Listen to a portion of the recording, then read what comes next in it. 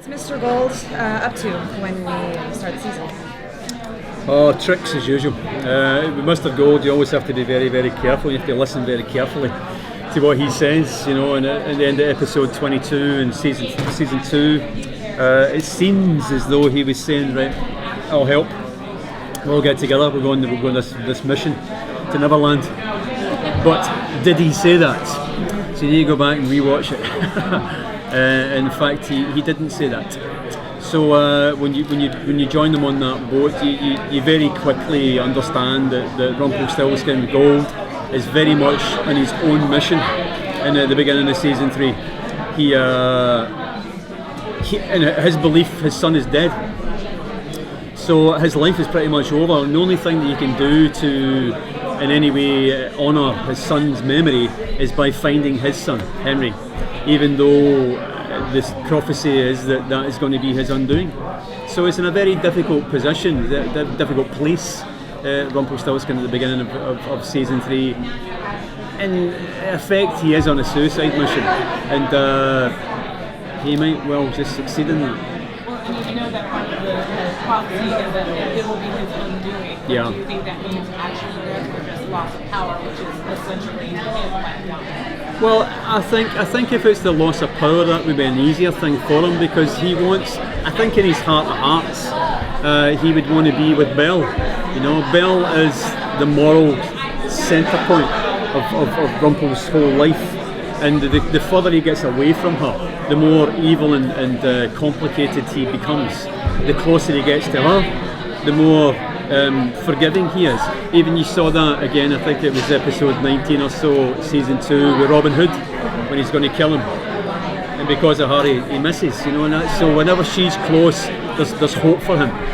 When she's far away, there's less hope for him.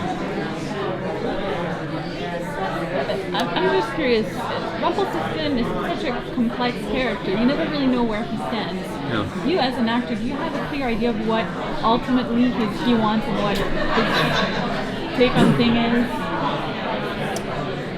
It's very complicated with him. I mean, you know, he's so old. You know, this is the other thing we have to understand. He is at least 300 years old, and he's got so far away from the Rumpelstiltskin who is hobbling along with his king, the one who went to the battlefield. That's a long time ago, and he is probably I think the most complicated character in Once Upon a Time world. But it's fascinating to play. It gives me great scope, you know, and vision to do that, to hopefully be able to show a versatility and show a range, because there are many. Don't just play 2 parts. There's about 5 or 6 parts in there, and to me, the most interesting place is actually when he's just became the Dark One. That place there, I think, is interesting because he doesn't quite know. He's enjoying killing things. He's thinking this is great, but he's kind of also losing his son at the same time. And this is where he starts to make bad decisions. And that's the very beginning of him making a series of bad decisions for the next 200 or 300 years, in fact. So a complicated man for sure. As an antagonist, it's also very complex because on TV, it's difficult for a character that's so sinister to kind of find redemption. Yeah. Losing that teeth actually can kind of lose the character. You're right. Yeah. So as we move into season 3, how from what you've seen, are you thinking the character is going to maintain that balance between the dark side and kind of seeking this redemption that you're talking about? I think the balance will always be kept. I think that Eddie Kitsis and Adam are such terrific writers, they'll always make sure that it doesn't go too far one way or the other. I think you're absolutely right. I think if he becomes, you know, if he settles down with Belle and has a baby, it's over. You know, I mean, it's completely over. He has to kind of constantly infuriate you, in a sense, you know, and make you kind of wonder, you know, whereabouts this guy is going. But he's just a fascinating character to play because of that. You know, that you don't know, even when he's actually maybe potentially been on the side of good, is he? You know, and every time that happens, he kind of veers off very quickly. It's like a slalom skier. I always say something one way and the other. Just when you think he's going down the mountain, he'll stop.